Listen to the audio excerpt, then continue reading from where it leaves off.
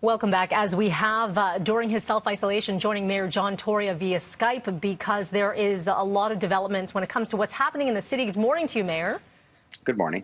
Let's begin here. This is your last day in self-isolation since you returned from the UK, from when you returned from your trip there. Though I assume you're still going to be working a lot from home and practicing what you preach.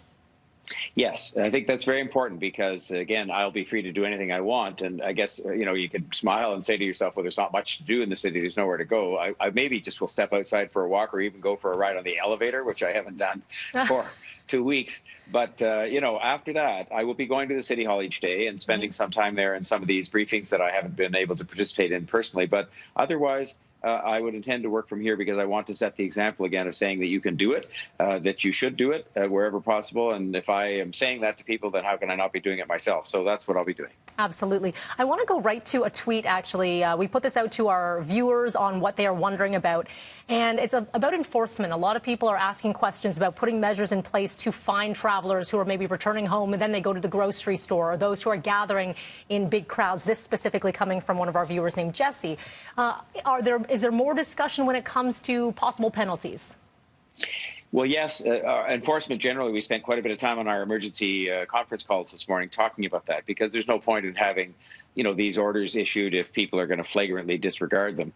And so I'd much rather, and I think everybody on the call talking this morning, which includes all the players, would rather not sort of have, snitch lines and police officers going out and kind of, going to individual people. But we're going to have, people out, kind of seeing what's going on, especially as regards the non-essential businesses. We are looking very hard at what we have to do about parks and playgrounds, because I'm not sure people have the message yet that if they're going to use them, and I get it. I mean, people's kids are probably at this stage after all this time, getting irritating and getting a little bit, bit restless, to say the least. But we're going to have to look at that. But I think our preference is to, have our police officers, who are very busy with many things to do, warn people, inform people of the orders, which they may not be aware of, although I don't know how they couldn't be at this stage, rather than going out and sort of having everybody get tickets. Certainly with businesses, we're prepared to be quite tough. And I know the province is going to be doing a good job, as they should, on going out and surveying construction scenes and making sure that those that don't comply are ordered to shut down. Mayor, you mentioned one quick thing there when it comes to playgrounds. We've seen cities like Mississauga actually taping them up and saying no access to them. I've only seen a handful of signs here in the city of Toronto that are more so saying we are not sanitizing the equipment, but not an outright blocking of them. Is that a possibility then in the near future that we could see that? Yes. Okay. I mean, look, I'm saying it yes, because that's a straightforward answer. To say that we're monitoring very closely whether people are getting the message that they shouldn't be congregating and letting even the kids or the adults be in close quarters in those playgrounds and parks. And if the medical officer of health and myself, talking about it, which we did this morning and we do almost every day, are not satisfied that people are getting the message and practicing what we want them to do, then more steps will have to be taken. Okay, thank you for that. I want to ask you a little bit about a TTC driver recently testing positive for COVID-19 and what things are being put into place. There are still a number of people taking public transit. It is an essential service. Have there been more discussions with the transit system? Yes, the ridership is running at about 19% of normal, so that's very low. And so that means that, generally speaking, the subways and streetcars and buses, as most people will have observed, are not crowded. This was a subway operator who got this, which seems more unlikely, only because subway operators, as you know, are enclosed in a cab, in the front.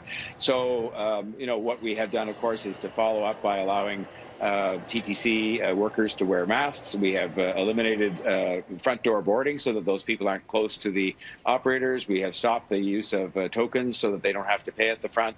So we're doing all the things, I hope, that are responsive to the concerns of the union and the individual workers who, let's remember, are doing a great job for us, just like the healthcare workers, the public health workers, the grocery store workers. These are people that are on the job, keeping the city going. And so we want them to stay safe. So I think we're trying to be responsive to everything they want us to do and everything we should do to keep them safe, and that's what we'll continue to do. We've seen some positive cases in our shelter system. I know these are ongoing discussions with what can be done. Do you have an update there? Yes, there are presently 9 places that we have established already in which we are sheltering people who have either been tested and we're not sure of the results or otherwise. We're in the process now of both taking over on a lease basis a hotel. I say taking over in the sense we're going to rent it and use it for people who have been tested positive so they can be isolated. And we are establishing a facility where people who are, have been tested positive can be, because of course by logic, everybody who's been tested positive and has the virus can be in the same place. They don't have to be isolated from each other. They just need to be cared for. So I think we can say that we're taking very good care of the most vulnerable people who otherwise have nowhere to go, so they don't end up spending time in our hospital emergency rooms, which is not good, or for that matter, just out in the street, potentially conveying the virus to others. So I think we're very keenly focusing on this, and with great work done by our public servants and by community organizations that are helping us. Mayor Tory, I don't know if you have access to a monitor there, if you can see our programming. We were showing some video a little bit earlier on a more lighter note of this robot that is making the rounds online. Have you seen this video yet? No. I don't know if you can see it here. There we go. See it now. Yeah, okay, this is it's wandering the streets in the UK with a message telling people to self-isolate, do not hoard groceries, do not panic, stay calm. It's getting a lot of attention online. Do you think something like this could work in the city of Toronto?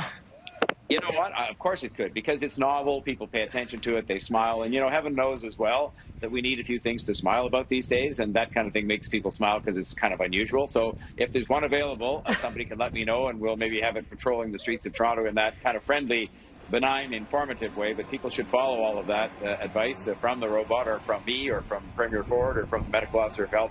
Please do those things. Please stay in your home. Please don't associate closely with others. Please don't go shopping any more often than necessary. This is how we beat this. Yes. This is how we beat this, by doing this. And if the robot helps, bring it on. Oh, let's hope they listen to officials, not necessarily need the robot to do it. But as always, thank you for your time. And I'm sure we'll be chatting with you in the days to come. Thank you, Mayor Tory. Thank you very much, Melanie.